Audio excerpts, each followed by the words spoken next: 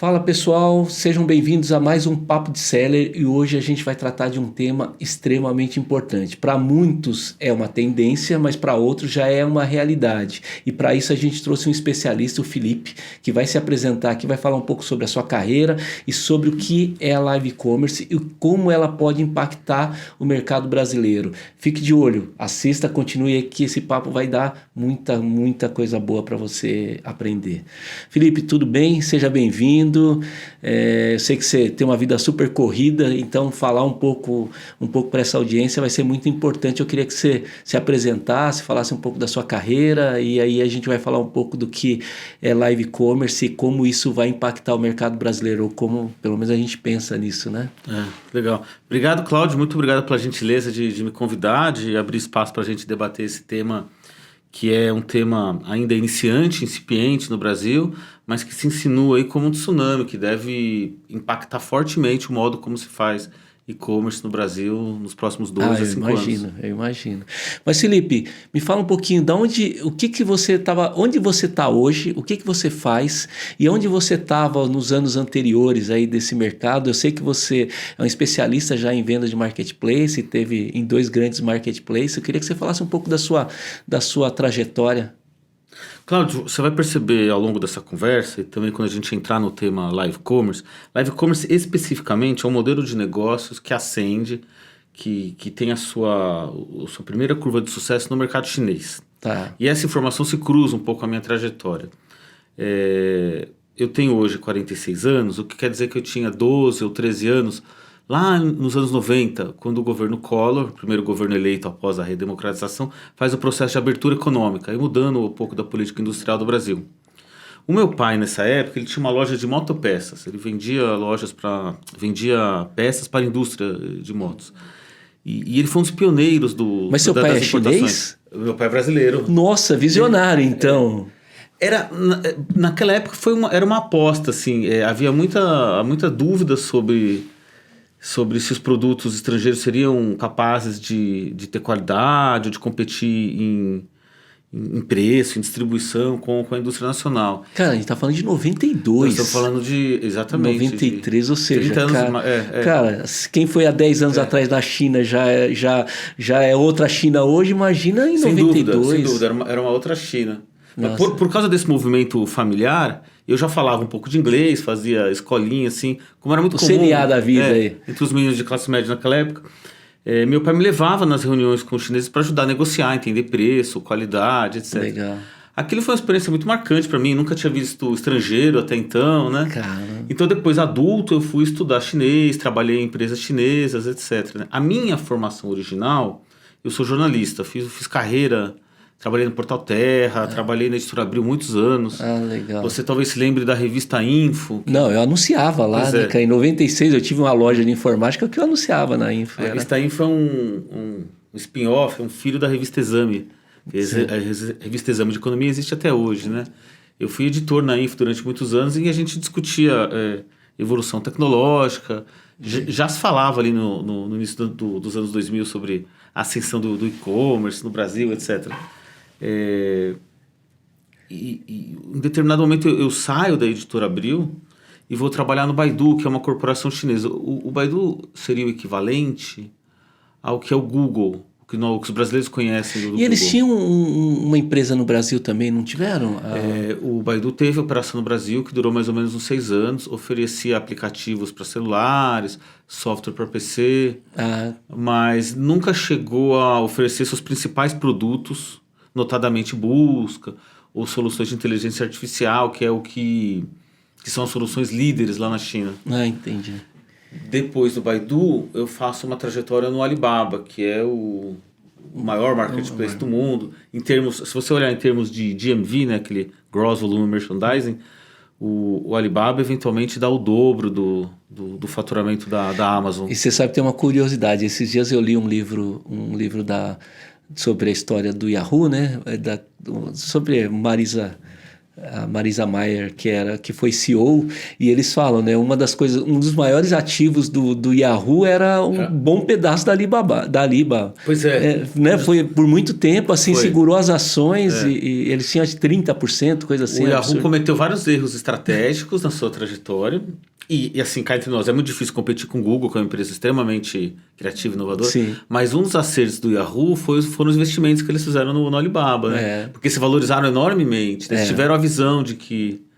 Acho que foi meio, talvez até por acaso, né? Eles não investiram no Facebook, foram investir fizeram esse investimento e deu certo, né? Porque, os caras ganharam muito dinheiro, né? Deu muito certo, sem muito dúvida. dinheiro. Não, mas muito legal. E aí você trabalhou na Alibaba por quanto tempo? Eu fiquei 2 anos lá, que foi mais ou menos também o período que o Yandy, que é meu sócio hoje na Able Live, que a gente vai falar breve, que é a minha atual ocupação hoje. Foram 2 anos lá, uma grande escola, trabalhar dentro do Grupo Alibaba. Ah, legal. Sabe que quer dizer, o fundador, são uma dezena de fundadores, mas o fundador assim, mais brilhante, com mais exposição midiática, é o Jack Ma. O Jack Ma, ele na sua origem, na sua trajetória, professor, né? Dava aula de inglês. Então ele tem essa característica de valorizar a educação. Inclusive tem uma fundação para a educação dentro do Grupo Alibaba. Então, todos os executivos, os profissionais que passam pelo Alibaba fazem dezenas de cursos, etc., explorando as melhores técnicas de marketing digital, de e-commerce, de inovação, de gestão. Então, quando a gente diz aquela expressão, esse emprego foi uma escola para mim, no caso do Alibaba foi uma escola no sentido metafórico, mas no sentido literal também, né? Não, legal. E isso te ajudou no que você está fazendo hoje, que são estúdios, e a gente pode falar um pouco mais profundamente aqui sobre essa questão de live commerce. Eu visitei lá, a estrutura é fantástica de vocês, aí eu queria que você falasse um pouco do que você está fazendo hoje para que as pessoas entendam o potencial de live commerce, né? Como isso vai impactar esse mercado brasileiro. Mas queria que, antes da gente começar, falar hoje como que está funcionando a estrutura que você está por trás. Veja, você sabe que eu falei um pouco aqui do Baidu e do Alibaba. Ao longo desses anos de trabalho, eu fiz e os meus colegas também fizeram assim, dezenas de viagens para a China. Assim, a gente ia com muito... Porque tu precisa visitar, você está operando no mercado brasileiro, o seu chefe que está lá na China, etc., e conversar com o headquarter e tal, enfim. E a gente assistiu diversos modelos de negócio ascender na China, fazer sucesso lá, e aquilo parecia muito distante do Brasil.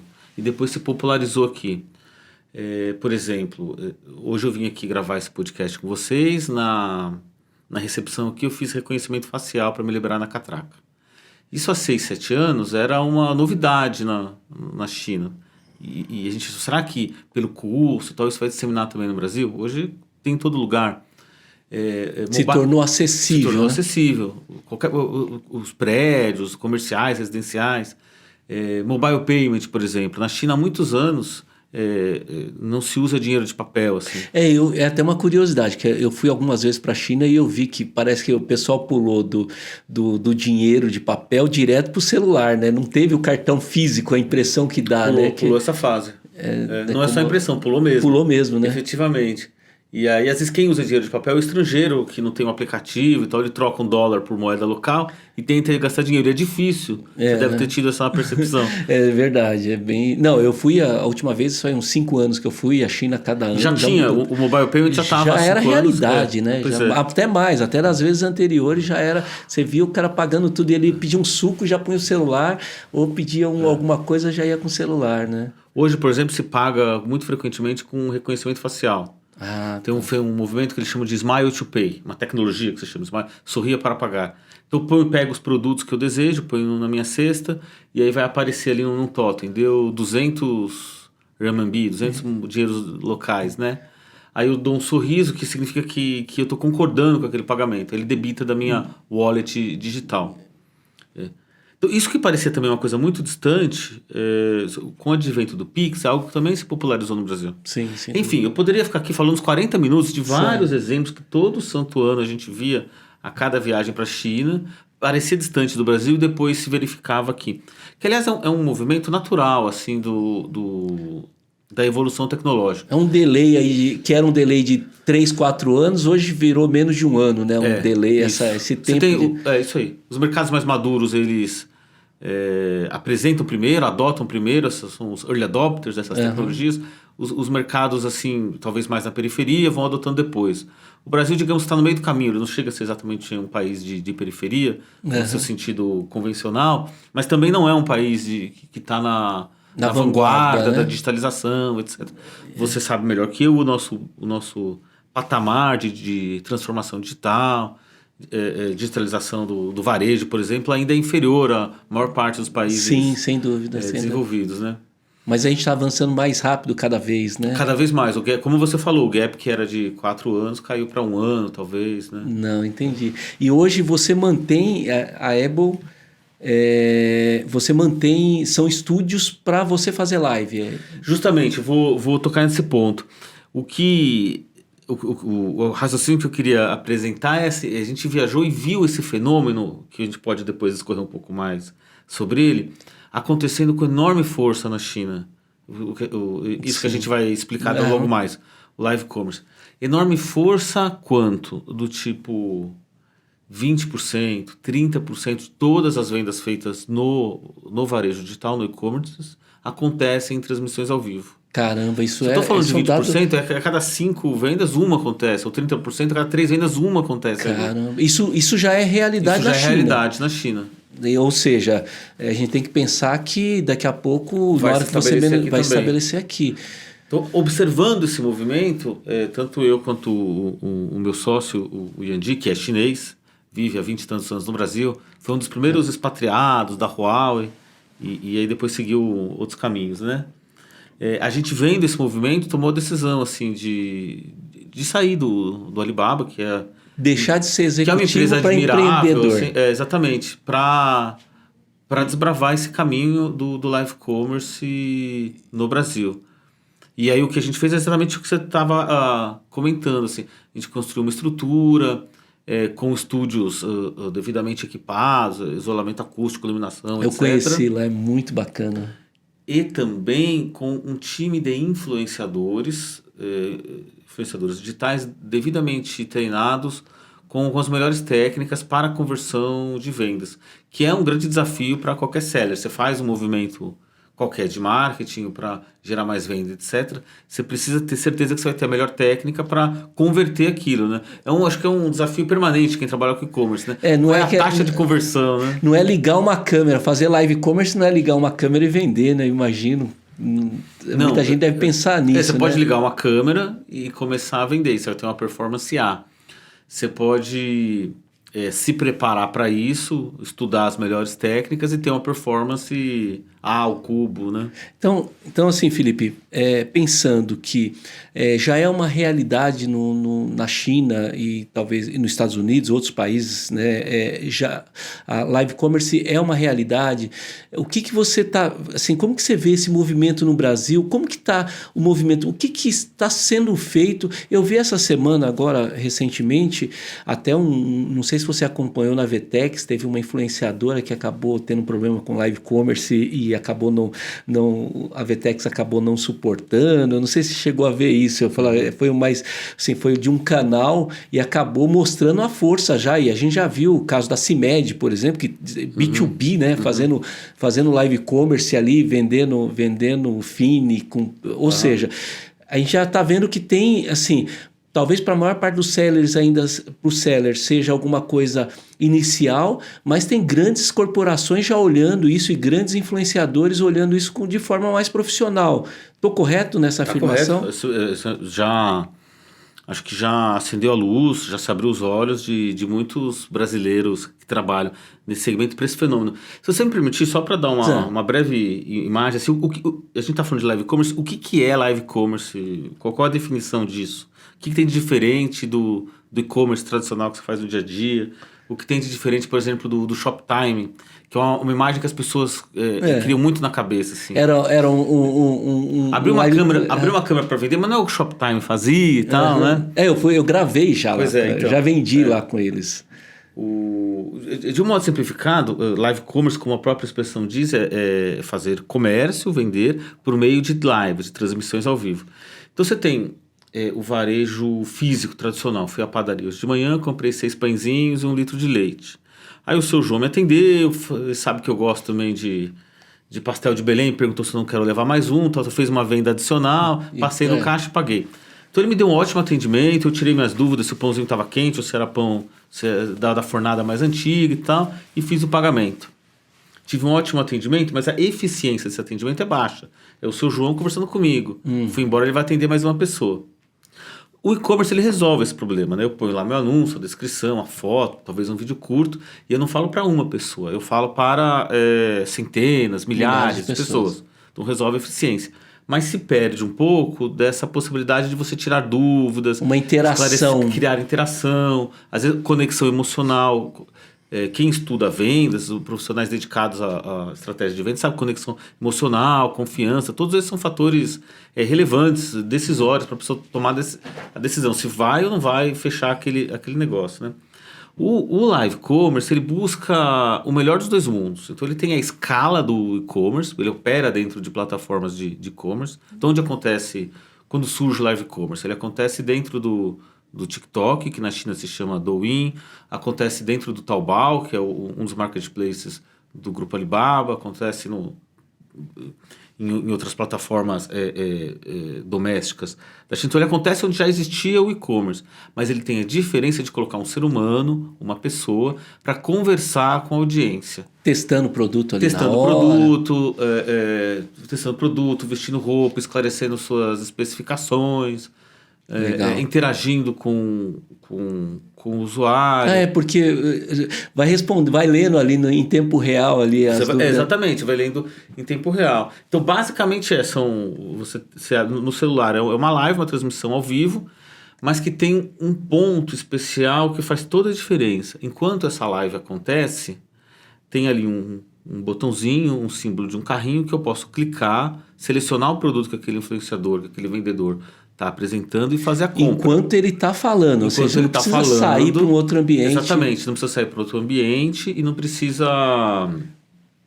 Você não perde contato. É como o Shoptime, você pegar o telefone, enquanto você está assistindo, você estava ligando e falando com o vendedor lá, só offline, né? Mas aí, sem ter que mudar de canal. É o que acontece com as lives, né? Você está ali, o cara está falando, você está pondo no carrinho...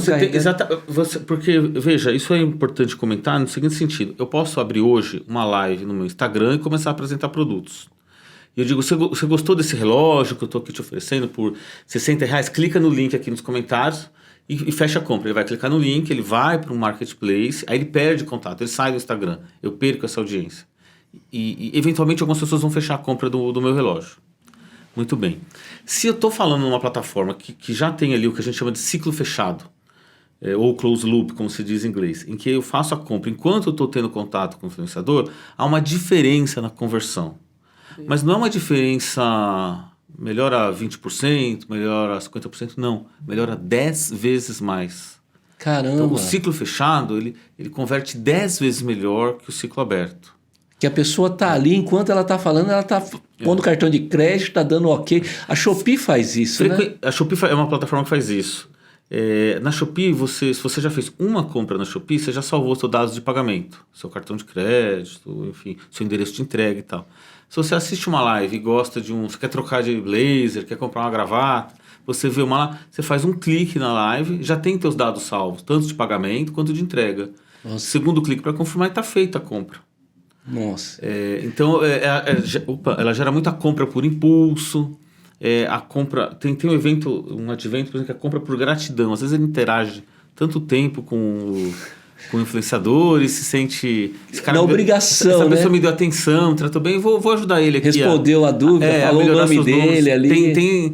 Você tem um percentual das compras que acontece por impulso, mas também por fatores emocionais. Né? Que legal. E você tem que estar de olho. Isso é uma estratégia que tem que estar bem construída também, né? Não é acaso, né? Que tem que estar bem construída. Isso é relevante de destacar, porque muitos players no Brasil testaram live commerce, porque viram essa notícia, nossa, como na China eu vi o Mercado Livre sucesso. Começou e parou, exemplo, né? Um bom caso, o Mercado Livre ele testou, fez por algum tempo, depois desistiu. Então, existem alguns marketplaces que às vezes testam com o ciclo aberto, tipo faz uma live no Instagram com o influenciador e tem que jogar para fora e aí a conversão é baixa. Ou no caso do Mercado Livre, eles até fizeram um ciclo fechado. Você via dentro da plataforma, podia clicar e fechar ali. Mas eles faziam lives eventuais, tipo live dessa semana, live da semana que vem. E aí eles contratavam influenciadores famosos, que têm milhões de seguidores, montavam um estúdio muito luxuoso, etc. O que é legal, vai te ajudar a vender. Mas quando você olha o custo-benefício, não faz sentido. Então, se eu gastar 100 mil reais para produzir uma live e vender 90 mil reais... Você perdeu muito dinheiro. Eu perdi dinheiro, né? O que fatura...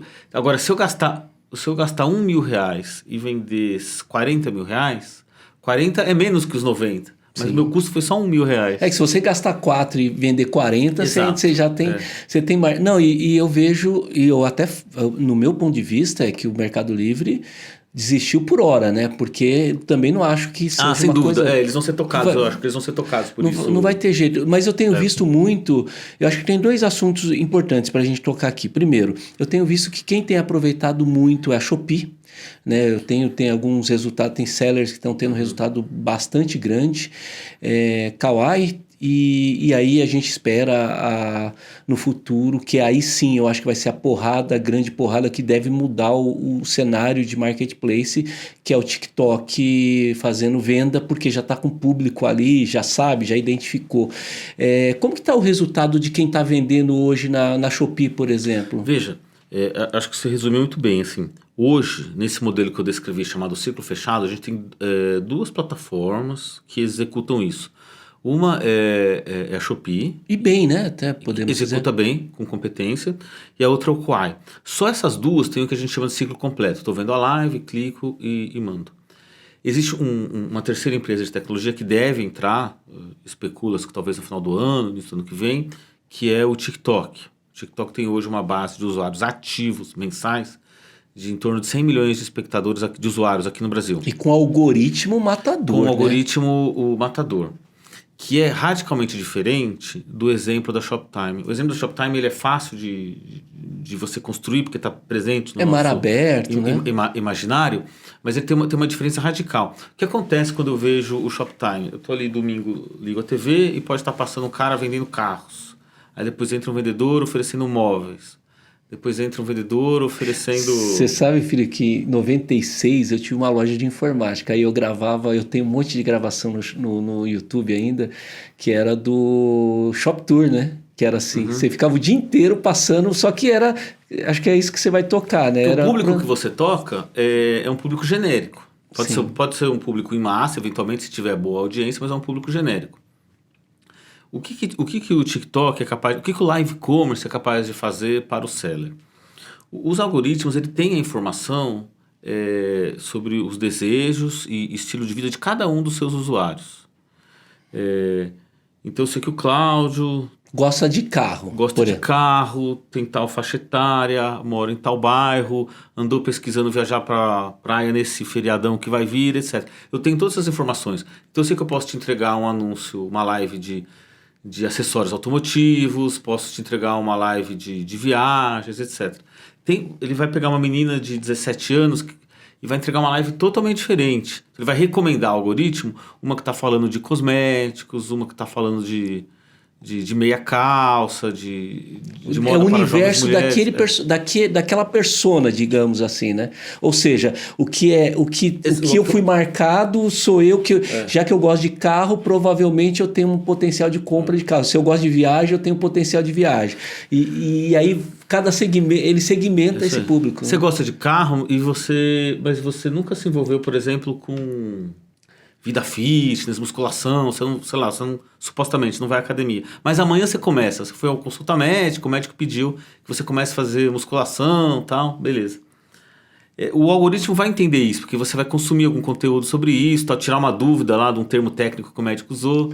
E aí ele vai te recomendar lives que vendem, por exemplo, produtos para fitness, para melhorar sua performance, ter mais energia no treino, mais proteína. Cara, e tal. mas, Felipe, isso é um impacto gigantesco, porque quando a gente pensa no marketplace tradicional, ele tem que fazer um investimento para buscar o público. E quando a gente fala num TikTok, a gente pode dizer que o público está lá, ele não está buscando o público, Exato. ele vai gastar muito menos em marketing, Exato. ou seja, ele não vai ter que investir em ads, e ele vai falar, cara, eu sei exatamente desses milhões de usuários o que cada um deseja naquele momento. Ou seja, cara, não tem como ser um negócio transformador, né?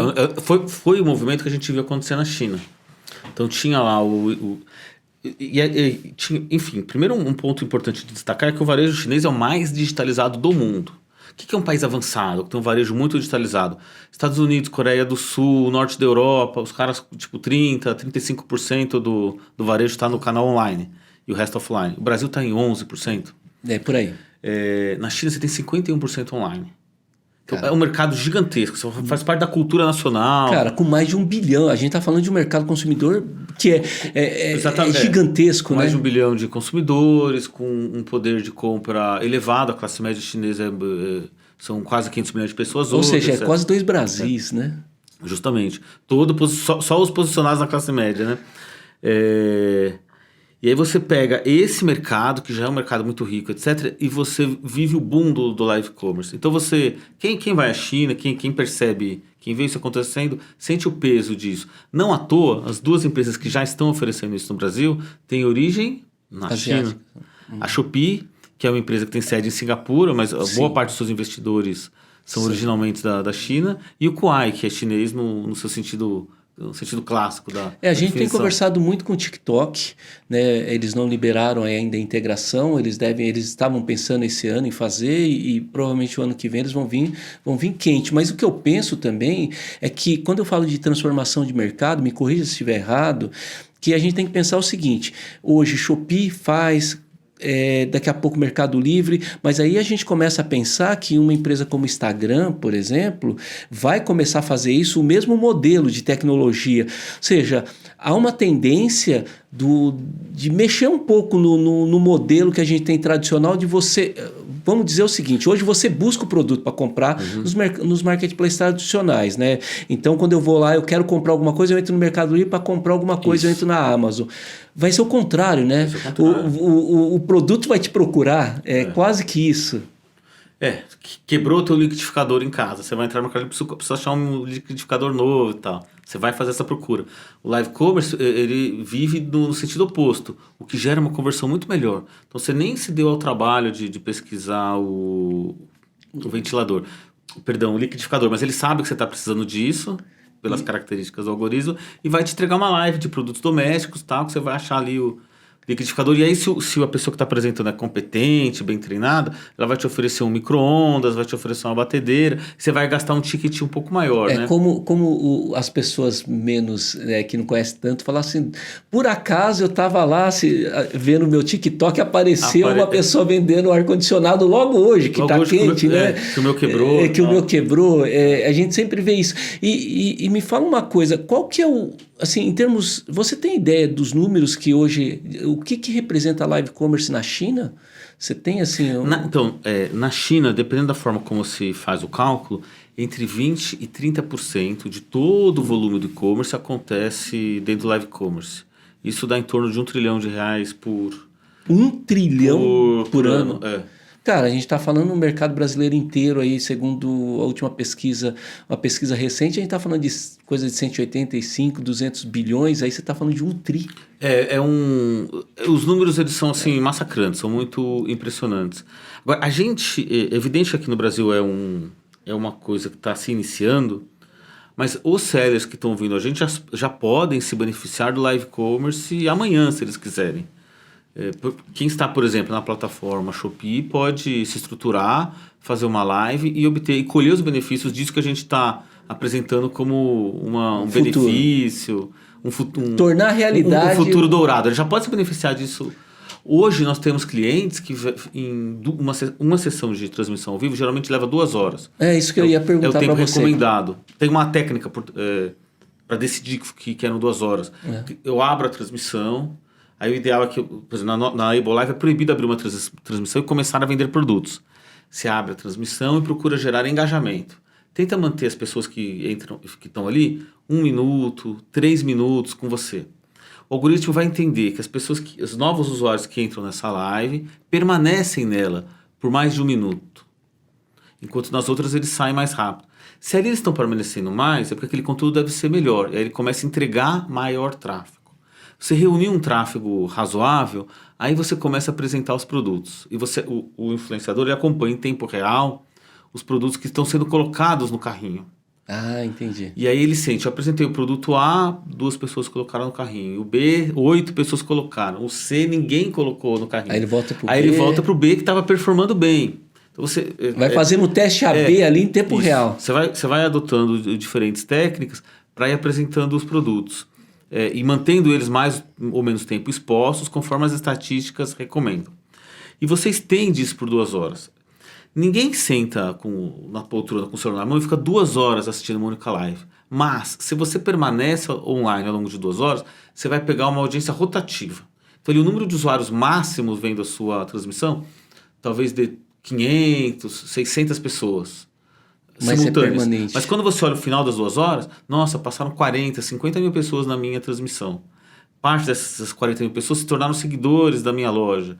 Algumas fizeram a compra efetivamente na hora, outras colocaram no carrinho. E aí o Marketplace vai mandar um e-mail para elas para tentar fechar a compra depois. E uma parte efetivamente fecha.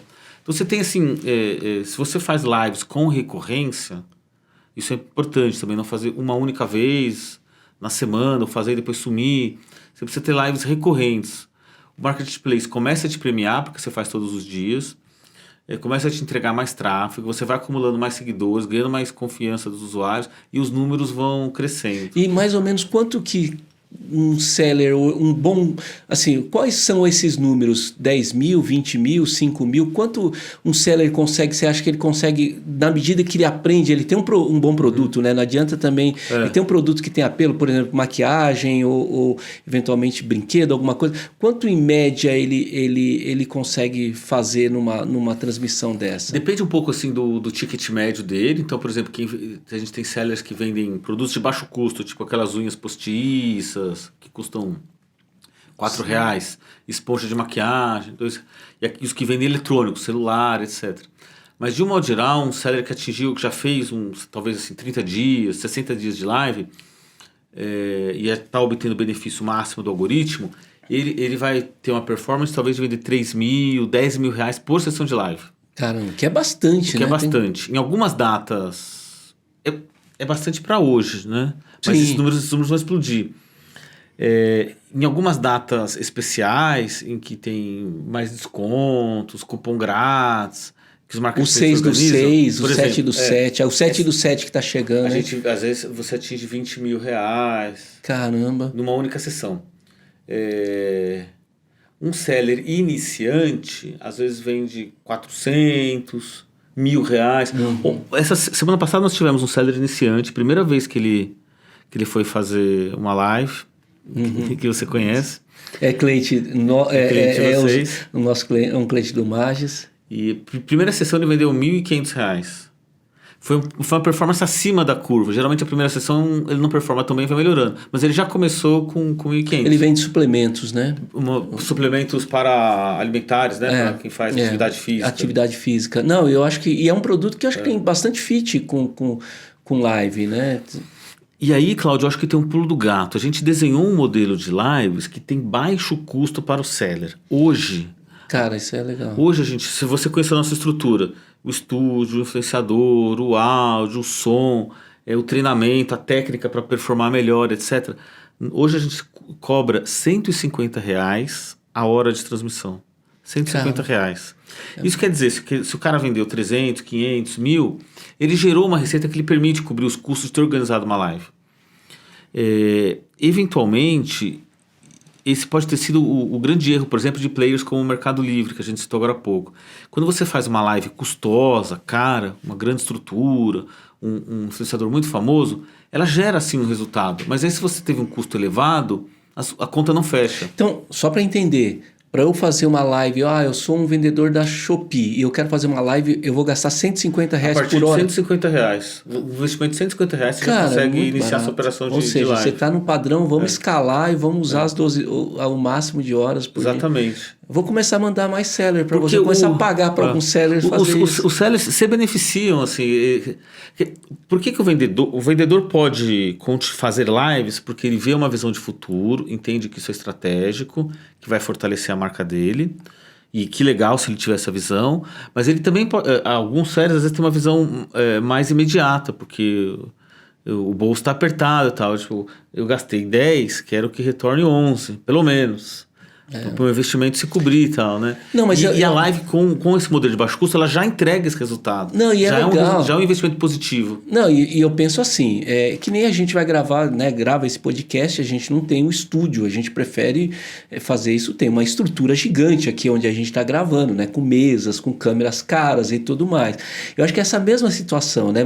Aí você consegue entregar um produto profissional. Você consegue entregar um produto profissional. Eu acho que é o caso de vocês. Eu conheci os estúdios lá, são maravilhosos. E as pessoas, eu vi uma influencer vendendo maquiagem, cara, é difícil você achar uma pessoa que vai fazer aquilo sua, que você não vai gastar muito mais, né? Porque você vai ter que pagar essa pessoa, vai ter que montar um estúdio com equipamentos caros e talvez não tenha a técnica adequada para obter melhor conversão de vendas. Efetividade, não vai ser tão efetivo, Você né? tem um parceiro que faz isso, te ajuda. Por exemplo, os nossos estúdios lá, eles têm alguns equipamentos que a gente importou da China, que são como se fosse um iPad gigante. Que a pessoa está olhando ali na frente, não está olhando o celular, né? Que a pessoa consegue ver os comentários grandes, consegue aplicar fundo virtual para ter um background, uma caracterização mais profissional. Em um dos estúdios, a gente usa uma televisão de 42 polegadas que espelha o celular. Por quê? O influenciador está falando para a câmera e aquele comentário que aparece pequenininho, numa tela de 42, aparece bem melhor. Entrou uma pessoa, ele vê que entrou. Ele diz, olá, João, bem-vindo à minha live. Cara. O João, ele ia dar um scroll embora. Aí falou o nome dele, um recurso psicológico. O cara me cumprimentou e eu já vou sair na cara dele, bater a porta na cara. Ele fica mais um pouco. Ficou mais um pouco, o algoritmo entendeu que está funcionando e começa a entregar. Você gera um círculo virtuoso que no final das contas gera mais venda. Não, eu não tenho dúvida que assim, eu acho um custo, eu imaginei que fosse, sinceramente eu achei que era mais caro, né, que se você for pensar, se você fizer uma programação, porque o ideal, como você falou, também não adianta você pegar R$150 ali, fazer uma sessão e ir embora. Você tem que fazer uma frequência, né, porque você começa a atingir novas pessoas e talvez as pessoas começam, eu sei que todo dia, né, às 2 horas da tarde, eu não sei, exato, né, como que você vai fazer, a cultura do horário, eu tô vendo o Cláudio ali fazer a venda.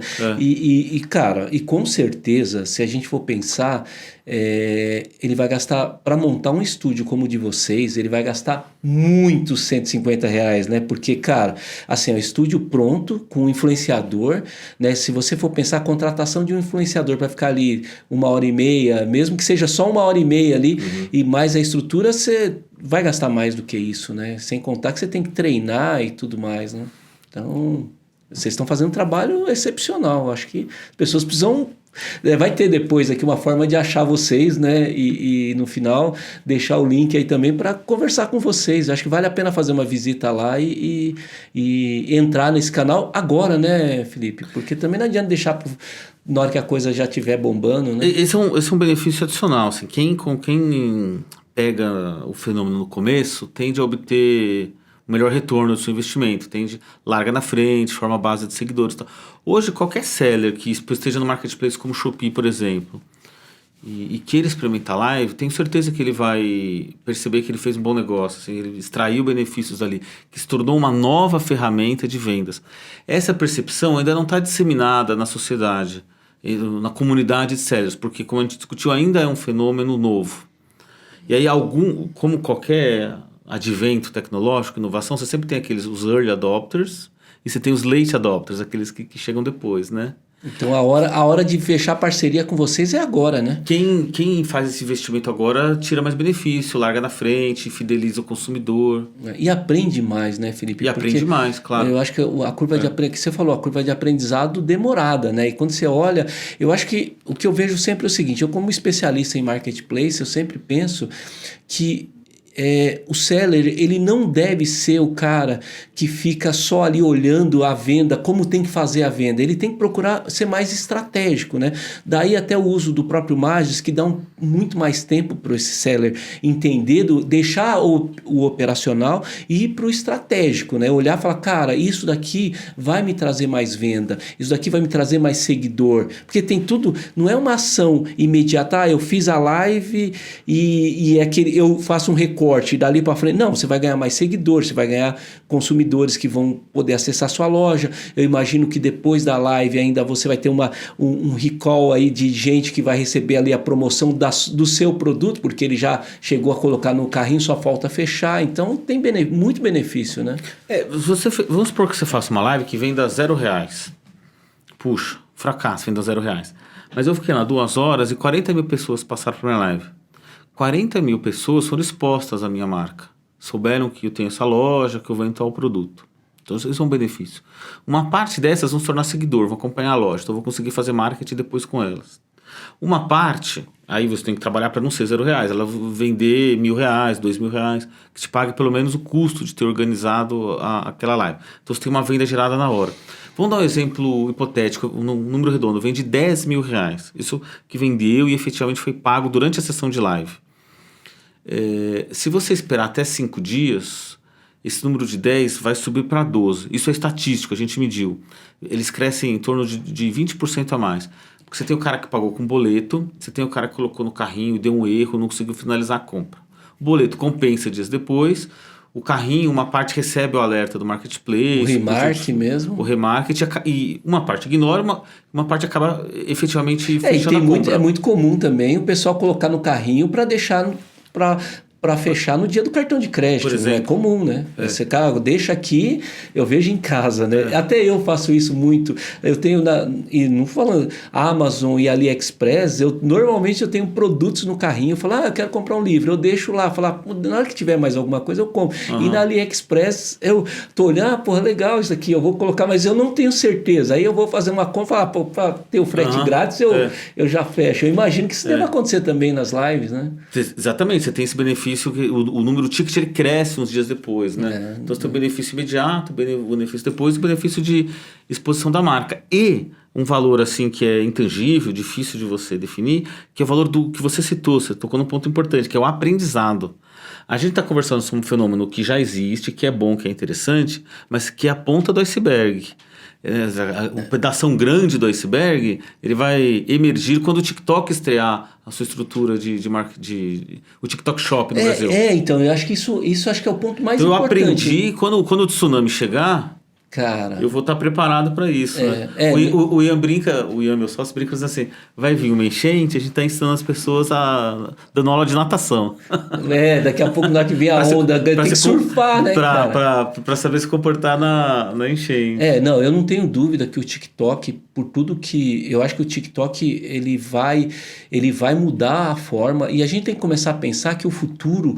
Tem várias coisas que vão mudar. Então, desde um óculos virtual, né? Ou seja, imagina que o cara está com óculos, aí vai ter gente com óculos quase que o dia inteiro ali, né? Num futuro utópico aí, mas você vai ter lá e o cara vai estar, então ele vai receber esse conteúdo e ele vai poder dar uma piscadinha e colocar, ou seja...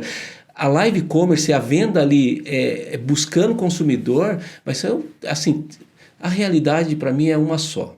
Se na China já é uma realidade multibilionária, é só esperar que o Brasil vai ser do mesmo jeito, né? Se vai ser daqui 6 meses ou daqui vai ser um ano...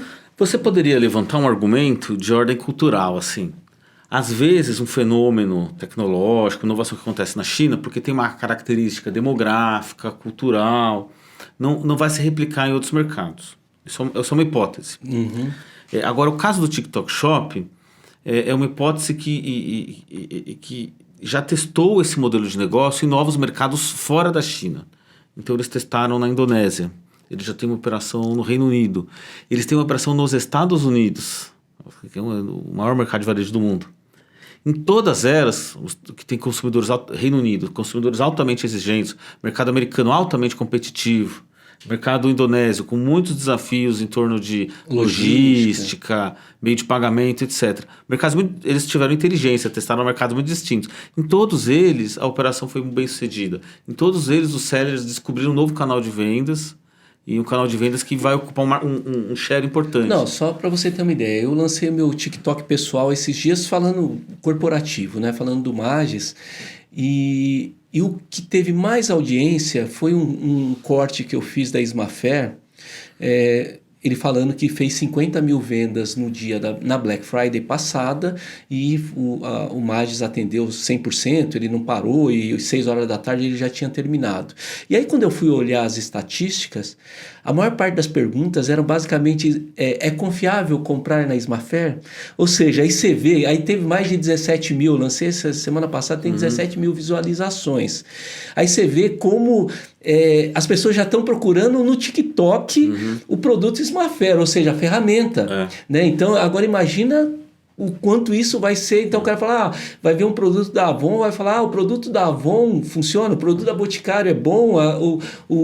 Então, assim, não tem jeito, não tem como não ter sucesso, né? E a live é um método de construir confiança, sobretudo, né? Porque eu tô vendo uma pessoa que responde diretamente para mim, etc. Eu consigo esclarecer. Porque você tá a sua dúvida de confiança é por quê? Sobre o prazo de entrega? Então, você mora em qual cidade? Em Sorocaba? Em Sorocaba chega em tantos dias. Sua dúvida é por quê? É porque eu não sei se esse produto funciona para pessoas altas, eu tenho mais de 1,80 m. Sim, essa camisa aqui, né? Ou não, então vou te recomendar uma outra. Então você consegue esclarecer todos os pontos de resistência do consumidor. É quase que você está dentro de uma loja. Né? Voltando ao exemplo da padaria, é como se eu estivesse conversando com o seu João ali para comprar o pão e o leite. Ele consegue entregar a eficiência do offline com a escala do meio digital. Cara, não. Felipe, eu acho que assim, tem muita coisa, né, a gente tem, nosso tempo é limitado aqui, diferente de uma live commerce que pode ser não vai durar 2 horas. Não vai durar 2 horas, infelizmente, porque acho que, cara, é muito legal. Esse tema, eu tô apaixonado por esse tema, eu acho que é um tema extremamente relevante. Eu tenho incentivado muito seller, eu tenho usado a estrutura de vocês, tenho procurado levar os sellers, porque na medida que eles conversam com vocês, eles percebem a dimensão disso e vale a pena um bate-papo com você, vale a pena um bate-papo com o Ian, porque elas começam a ter uma dimensão, porque às vezes a gente está falando, é aquilo que a gente falou no começo, acha que é abrir uma câmera e sair vendendo, e não é isso, é toda uma preparação do que você vai vender, para quem você vai vender e tudo mais. Então, uma das coisas mais importantes que eu chamo aqui, se você está assistindo esse podcast, ouvindo esse podcast, vale a pena você procurar a gente, procurar o Felipe e conhecer essa estrutura, porque eles vão te ajudar a entrar mais cedo nesse mercado e trazer resultados muito surpreendentes. Então, se você tem alguma dúvida, quiser falar com a gente, procura os nossos canais e o Felipe vai deixar aqui algumas dicas aqui como encontrar a estrutura, para que você, como seller, possa já não esperar, não é uma tendência, tornar uma realidade hoje no seu negócio. Felipe, muito obrigado aí pela sua presença. Eu queria que você desse aí o seu recado final, falasse para a nossa audiência onde o pessoal que está ouvindo e está assistindo você pode te encontrar. Obrigado, Cláudio. Eu agradeço mais uma vez o convite. Qualquer um que queira aprender mais sobre live commerce, entender como live commerce pode melhorar o seu resultado de vendas, pode procurar a gente e bater um papo sem nenhum compromisso. A forma mais fácil de encontrar a gente é escrever o nome da empresa. O nome é able, que é o verbo capaz em inglês, né? Able Live. Jogou Able Live no Google, vai achar. Able se escreve able, né? A-B-L-E. ablelive.com.br, vai encontrar a gente e a gente pode marcar um bate-papo, estender aqui, fazer a segunda hora, que não vamos fazer no podcast, a gente faz no face-to-face aí com o seller da Magis e ajuda a apresentar essa tendência que já é realidade. Né? E é realidade no Brasil também. Para muitos sellers, né? Já é realidade, como você disse. Então, pessoal, espero que vocês tenham gostado desse bate-papo. Para mim foi muito legal, é um assunto novo, bastante relevante. É a nossa proposta trazer cada vez mais informações para vocês. Então, se você tem alguma dúvida sobre live commerce, é lógico que a gente só está aqui na superfície. Procura o Felipe, ele tem uma equipe enorme, tem estúdio pronto e vale muito a pena você começar. Gente, obrigado. Obrigado pela audiência. A gente vai se falando e até o próximo episódio de Papo de Seller. Até mais.